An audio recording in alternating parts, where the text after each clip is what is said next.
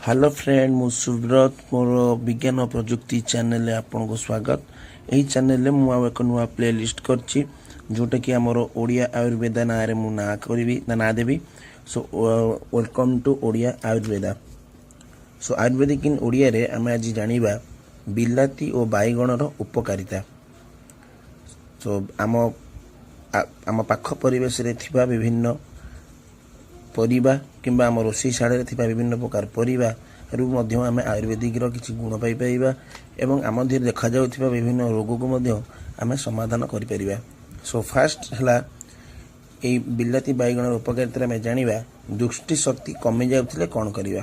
सो प्रत्येक नियमित पालंग साग सांगे बिलाती बाईगण मिसाई तरकारी करी किछि दिन खाइबा और पाचिला बिलाती को दिन में गोटे किंबा दुईटी अभ्यास करी एक मास खाइले दृष्टि शक्ति फेरी पाइबे।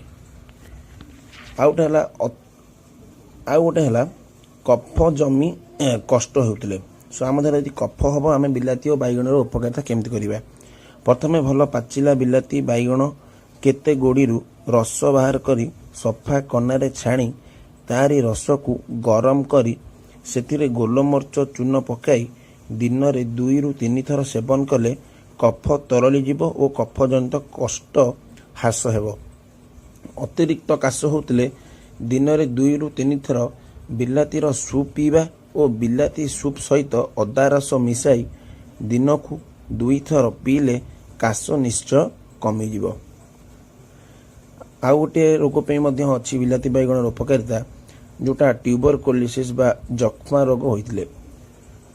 सो जक्ष्मा रोग होइतिले ए बिलातीर रस 100 ग्राम सहित गोटे रोही माछर तेल 1 चामच फेंटी प्रत्येक 2 थर किंबा थरे करी किछि दिन नियमित पीले जक्ष्मा रोग आरोग्य हुए। तापरे आउ गोटे रोग उपकारिता अछि बिलाती और बाईगणर जोटा कि कन्स्टिपेशन बा कोष्ठबद्धता दूर हेबाकू नियमित 5 ରୁ 7 दिन पाचिला बिलातीर रस दिन को 2 थर करी सकाळे सेवन कले कोष्ठकाठिन्य निश्चय दूर हेब। सो ये गोटे मोर छोट वीडियो थिला जोटा कि आयुर्वेदिक साइंस इन ओडिया विषय। सो यदि भल लगे मो चैनल को सब्सक्राइब करंतु, वीडियो को लाइक करंतु, दरकार हेले बा आपनकर इच्छा थिले शेयर करिवे। Thank you.